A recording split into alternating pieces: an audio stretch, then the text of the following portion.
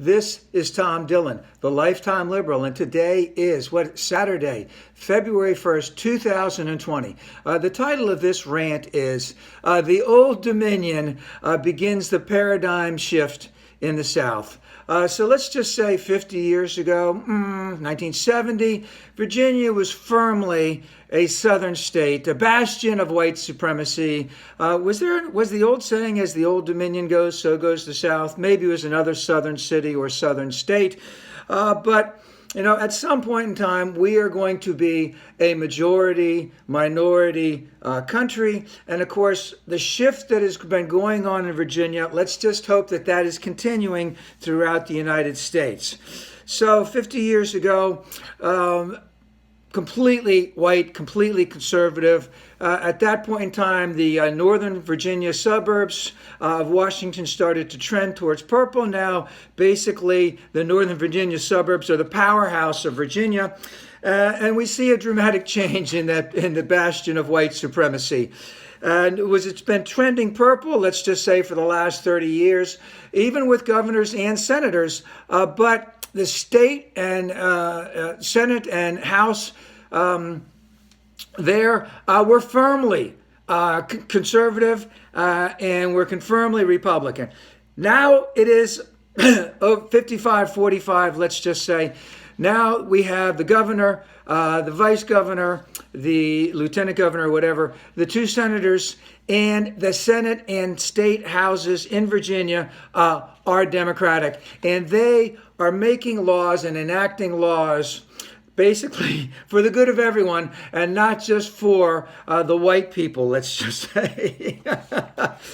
So this is what, there's rapid change. So just this week, they enacted 7 out of 8 firearm safety measures. And just 2 weeks ago, there was a protest at the State House in reference to those firearm safety measures. Quite a few people from outside the state came in. They wanted to come in armed. The governor had a state of emergency. A number of people were arrested out of state who wanted to basically, let's just say, kill people in the state houses based on the fact that they wanted to change firearm safety measures in Virginia.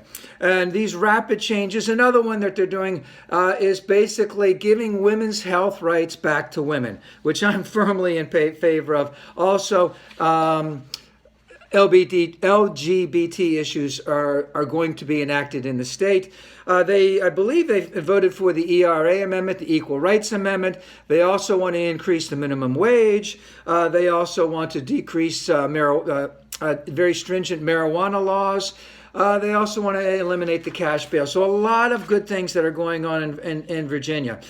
And of course, who's really upset about this? The white Republicans who used to have power in Virginia, who no longer have power. So there's talk of, it's never going to happen. But why don't those 2 or 3 counties in northern Virginia go back to the District of Columbia when the northern part of Virginia was part of the District of Columbia, which was over 150 years ago? How about some of the western counties in Virginia going to West Virginia, etc.? And why are they doing this? Again, they don't have power. Right now, African Americans chair 7 of the 14 committees in the House. One of them is chairing the House Appropriations Committee, which handles the purse strings. And of course, the white people don't want anyone like that handling the purse strings.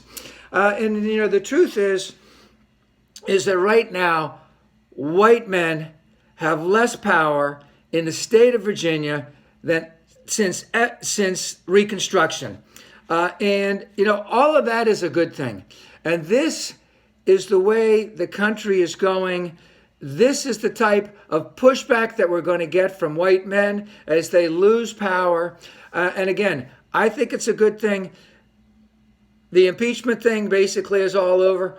On to the election of 2020. This is what can happen when Democratic majorities are part of the House, part of the Senate, in the state legislatures, with the governor, with the senators. This trend must continue. We must get rid, especially of every senator and every House person who voted to keep this monstrosity in power in the presidency. We have to get rid of them all. And that includes the state House and Senate.